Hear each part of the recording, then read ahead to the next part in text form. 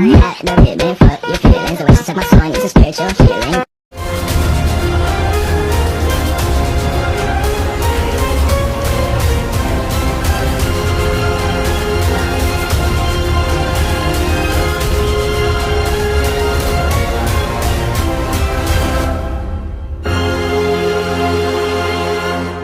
Hai, Perkenalkan, saya Jensia Putra Bate. saya Tanja Indra Banua. Saya Meretela Putri Bate. Saya Sri Cahayati Jabwa. Kami dari kelompok 1 akan membahas tentang penataran P4 pada masa kepemimpinan Soeharto atau pada masa Orde Baru. Let's go!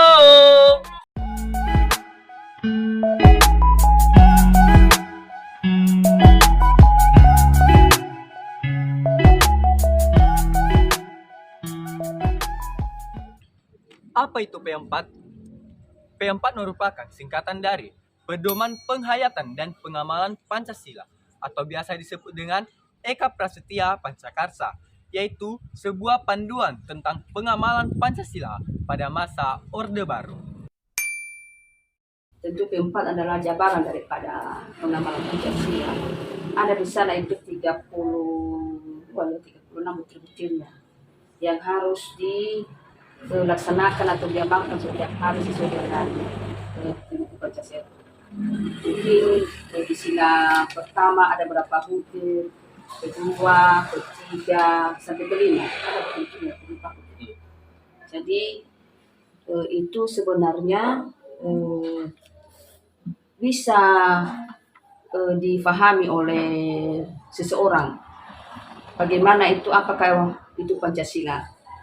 Karena kalau Pancasila apa itu yang apa yang harus kita laksanakan di Pancasila, sila pertama apa yang harus kita laksanakan. Mungkin di sana ada itu sila pertama, ketuhanan, kita harus melaksanakan ibadah dan sebagainya. Itu salah ada 5. Jadi sebenarnya pada masa itu orang-orang kita atau Indonesia itu, orang-orang Indonesia berpedoman sebagai pedoman untuk mengamalkan dalam kehidupan sehari-hari butir-butir Pancasila itu. Jadi memang di sini sekarang ini, di zaman sekarang ini ya Pancasila ya bagaimana itu penjabaran Pancasila. Tentu pada dulunya itu memang terurai bagaimana pengamalan Pancasila. Jadi sampai sekarang dibandingkan dengan pelajaran-pelajaran sekolah sampai sekarang, memang Pancasila tahu siswa, tapi bagaimana apa saja dilakukan sehingga ya bisa kita laksanakan ya. Lumayan kalau di SD, SMP sudah mulai itu cuek dengan Pancasila, kurasa. Tapi bagaimana sekarang? Jadi sehingga sekarang itu ya anak-anak itu kita generasi itu ya kurang mengamalkan di dalam kehidupan sehari-hari. Kenapa? Nggak tahu dia apa itu Pancasila, apa yang diamalkan. Tahu dia Pancasila tapi tidak bisa mengamalkan karena belum diterapkan secara mendetail butir-butir itu.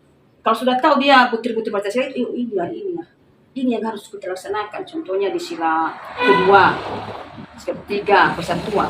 Bukan ada sekarang siswa-siswanya tidak ada persatuan setelah mulai. Ya, mungkin di SMP udah mulai. Udah ada pro, udah ada ya. Jadi kemudian juga di SMA. Jadi mungkin pelajaran ini ya untuk butir P4 ini sebenarnya baik digalakkan sekali. Karena kalian generasi ini lebih SMA udah bisa tahu bagaimana tanggung jawab ke depan ini. Karena kalian generasi, kalau kami sudah tua seperti aku ini sudah tua, nggak ada lagi yang paling-paling hanya membantu-bantu untuk menegur, tapi kadang-kadang kalau belum tertanam itu di hati seseorang atau di hati seorang siswa, makanya persatuan itu kurang, P4 itu kurang diamalkan karena pemahaman. Waktu kami dulu di tahun berapa itu ya? 70-an, 80-an. 1978. Iya, 80-an. Itu ketat sekali itu. P4. Ya. Jadi berubah kurikulum menjadi hilang-hilang. Bagaimana itu kalau kita lihat dari belakang perjuangan bangsa Indonesia, yang sangat sengit ya, hanya dengan dengan perjuangan ya, mungkin kalau kita melawan musuh ya hanya perjuangan persatuan lah. Karena persatuan dulunya bisa kita diadu domba, makanya mengapa diadu domba? Ya, tidak ada pendidikannya. Mungkin kalau kita ambil sekarang bisa diadu domba kita orang-orang lain karena ekonomi, faktor ekonomi bisa. Jadi kalau ada persatuan kita dilandasi dengan pendidikan yang tinggi, dasar dari persatuan itu jelek itu. Kita begini maunya. Jadi tentang keempat itu kami siswa SMA ya sebaiknya lah lebih kalian amalkan, lebih kalian tahu. Karena kalian adalah ini berapa tahun lagi, bisa 10 tahun lagi kalian jadi pemimpin di negara ini. Pemimpin. Jadi kadang-kadang ada yang kurang paham. Pertama dulu kalian harus tahu apa hidup ini.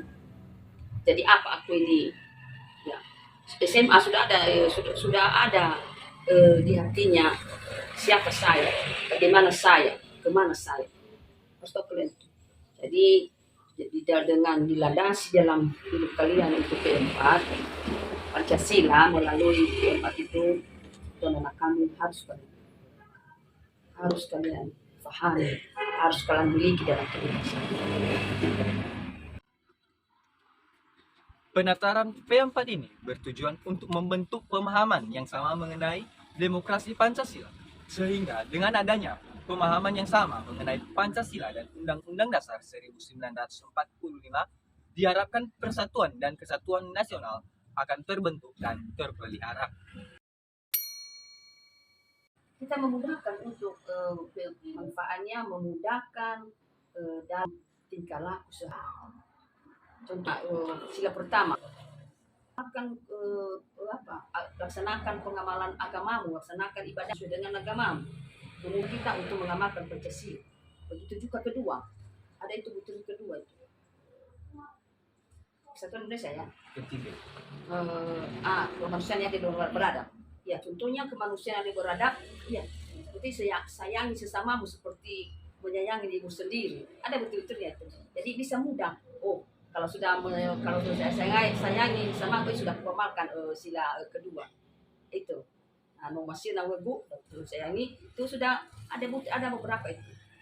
Ada kalian tahu betul-betul empat. Sudah. Butir-butir keempat. Ada 36. 36. Jadi mudah kalian dengan kalian sudah mengetahui itu, saya sudah melaksanakan sila ini. Pergi saya ke gereja, udah saya amalkan sila pertama itu persatuan. Sila ketiga kan apa butir-butir ketiga. Itu sudah saya amalkan, arti memudahkan seseorang, memudahkan warga negara Indonesia untuk mengamalkan Pancasila itu manfaatnya. Kalau hanya betul aja nggak tahu, memudahkan dalam kehidupan sehari-hari. Apa isi yang terkandung dalam P4? Isi yang terkandung dalam P4 yaitu ada 4 poin. Yang pertama, mengutamakan kepentingan negara dan masyarakat. Kedua, tidak memaksakan kehendak kepada orang lain. Ketiga, mengutamakan musyawarah dan mengambil keputusan untuk kepentingan bersama. Keempat adalah musyawarah untuk mencapai mufakat yang diliputi semangat kekeluargaan. Sudah dilaksanakan itu mufakat sudah, demokrasi sudah. Ya, contohnya dalam demokrasi pemilihan pemimpin. Ya, sesuatu yang direncanakan itu harus mufakat. Tanpa mufakat tidak bisa dilaksanakan apa program dalam di mana sesuatu atau organisasi itu harus mufakat. Di mana-mana pun di gereja ada mufakat, ada rapat. Dikeluarkan nanti dikeluarkan saja. Tapi dulunya ya memang sih ada juga yang tidak. Mengapa? Karena faktor-faktor pendidikan seperti di keluarga. Kita mulai dari keluarga. Tidak tahu dia fungsinya. kadang-kadang di keluarga dulu itu ya masih apa yang berkuasa adalah ayah. Nggak bisa berkata contohnya nggak bisa berkata ya gender dulu ya kurang gender. Jadi setelah Soeharto baru memang terlaksana, tetapi hanya ya bagi orang-orang yang berpendidikan lah, yang punya itu tidak semua, memang tidak merata, lebih-lebih di keluarga itu. Lalu aku nggak ada itu kalau itu apa yang berkuasa lain sekarang bapak kerja di rumah, memasak, menyapu. Sekarang dulu apa raja laki-laki ya, begitu juga di apa di luar lah ya, mungkin di instansi pemerintah ya terlaksana dengan baik itu. Karena kalau tidak ada mufakat, kalau memutuskan sendiri berarti terjadi kekacauan. Nah, makanya terjadi itu blok-blok itu nanti kalau tidak ada mufakat. Jadi terlaksana mufakat dulu, tapi pada umumnya ya, hanya sebagian sebagian besar. Karena mufakat itu bahkan bisa juga di mana, di rumah, kan ada di rumah, di desa. Mungkin kalau desa iya, di instansi pemerintah bisa ada mufakat. Tapi di keluarga dulunya tidak ada gender, sekarang tidak ada gender, tapi sama-sama berjuang untuk berjuang membangun negara dari keluarga dulu, lalu keluar itu.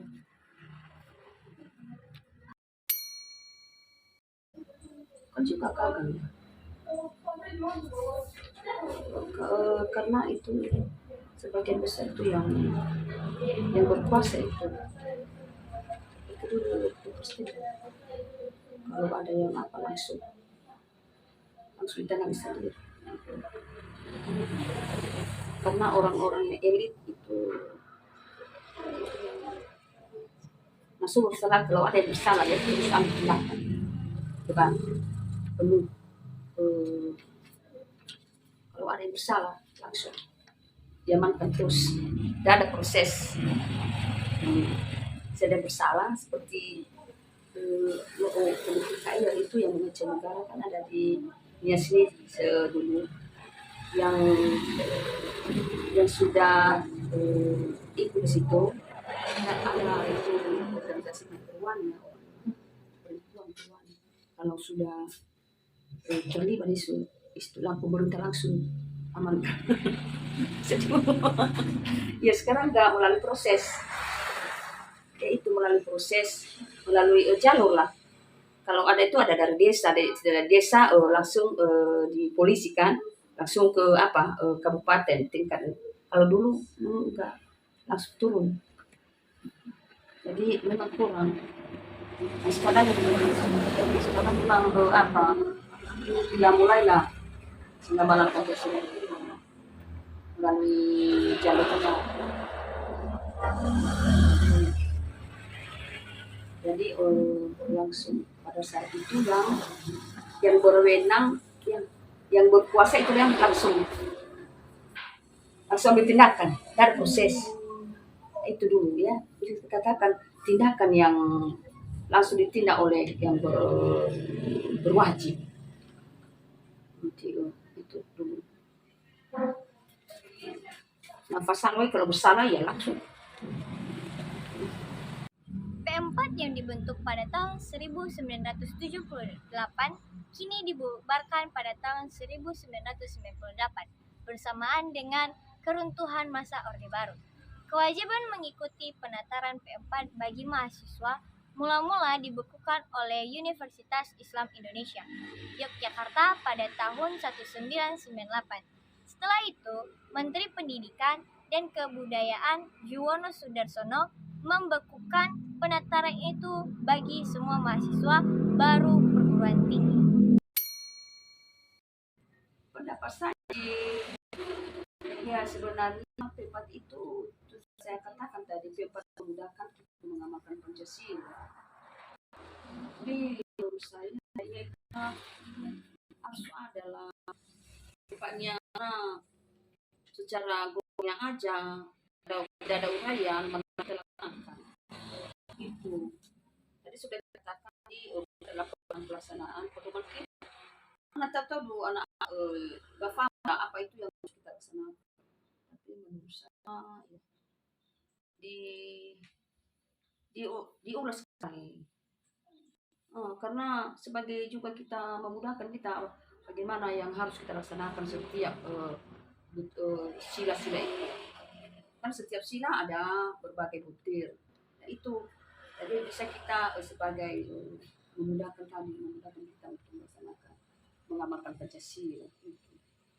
Karena kemarin. Kemudian apakah penataran P4 ini berguna pada berguna lah, karena kalau saya bandingkan guru-guru yang dulu seperti kami sudah beberapa kali mengikuti penataran P4 ini, bisa juga bisa mengoreksi diri sendiri ya, dengan mengikuti penataran atau pelatihan bisa kita lebih memahami, lebih memiliki seorang guru, kalau kami seorang guru atau siswa lebih menyadarkan seseorang itu untuk lebih mengamalkan itu penting. Kalau saya ada beberapa kali saya ikuti karena langsung diperankan itu. Langsung diperankan itu bagaimana pelatihannya. Ada lagi tuh PSBB bagaimana sejarah perjuangan bangsa. Setelah penghapusan P4 ini, mata pelajaran yang dibimbingkan kepada pelajar dan mahasiswa kini digantikan namanya menjadi PKN.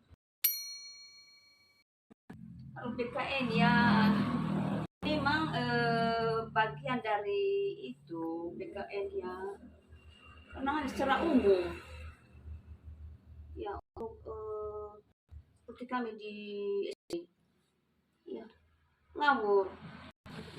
Tapi mana bisa tahu anak-anak ya ada pendidikan kewarganegaraan ya, sedangkan sikapnya setiap hari tidak benar. Tahu dia negara bagaimana pendidikan kewarganegaraan dia, tapi sikapnya setiap hari ya tidak bisa mengamalkan bagaimana itu Pancasila itu. Jadi tadi sudah saya katakan ya, penting sekali P4 butir-butir itu. Kalau sudah itu butir itu sudah dilaksanakan beberapa butir situ ya udah. Jadi PKN hanya sebagai sebagai yang ada di situ hanya perjuangan bangsa. Jadi padahal rasanya itu rasa cinta dengan negara itu kita harus tahu. Kita harus tahu bagaimana kita cinta negara. Cinta diri sendiri dulu, cinta sesama, cinta lingkungan, itu cinta negara, membangun. Walaupun anak-anak, ya bagaimana mencintai negara, mulai dari lingkungan, bersihkan dulu itu udah negara itu. Kalau membuang sampah, memelihara kepentingan umum, ya ada sekarang membuang sampah di jalan raya, mengganggu lalu lintas, itu. Jadi ya bisa memang penting dengan tapi harus ada harus ada bisa dia juga mengamalkan. Nah kalau tidak ada ya kalau nggak bisa dilaksanakan gitu deh. Jadi sama-sama lah. Iya sama-sama. Jabar-jabaran dari itu ke PKN kan Pancasila adalah mengenai sikap setiap hari di situ. Bersampingan dengan P4 tadi, dengan sudah dia melaksanakan butir Pancasila bahwa dia sudah memiliki negara itu, ya sudah negara menganggap itu punya dia. Karena kan kita bukan sama aku itu sama mereka, padahal rasa persatuan tadi kan ada persatuan, di situ ada negara. Coba sekarang kan, coba pemerintah Jokowi, dia semakin maju. Bukan lagi di dalam, di luar kita harus mempromosikan negara kita di dunia. Yang itu tuh, jangan beberapa tahun sudah merdeka hanya gitu saja ekonomi kita begini, malah kita bergaduh-gaduh, mengejek, tidak bisa menghidupkan sendiri. Kalau sudah hidup kita, sudah kebutuhan kita sejahtera, cukup kebutuhan, sudah sejahtera, aman, ya sudah kita membangun negara itu, ya kan? Maka untuk membangun negara, ya tentu kalau kacau-kacau keluarga, kacau-kacau desa, kacau-kacau, mengapa kacau? Karena kebutuhan, karena faktor ekonomi. Ya jadi ya Pancasila, P4 itu adalah sekarang daripada kata umum daripada warga negara. Kan Pancasila mengenai sikap, mengenai sikap. Ya, dengan dia memiliki Pancasila, mengamalkan Pancasila, jadi ya negara itu sudah sekaligus dengan memajukan, membangun negara, membangun diri sendiri untuk membangun negara. Itu nggak bisa kita bilang membangun negara tapi tidak ada, nggak bisa kita bangun. Ya kan, kita aja sambil bertengkar, sambil bermusuhan, mana bisa membangun negara itu.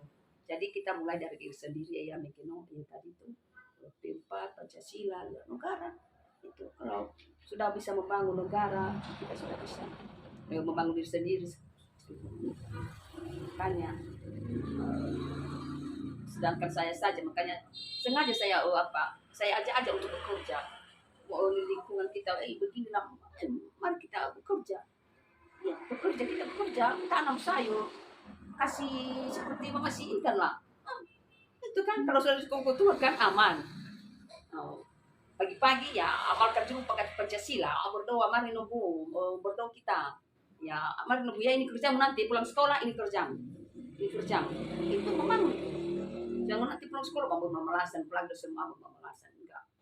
Tidak begitu. Kamu kan menjual. Ya kan itu memang. Ya, kita ada teman kita. Kalau sudah tahu kita gini lah, tahu apa tujuan hidup ini, ya tujuan hidup ini ya bagaimana kita harus bangun, bekerja.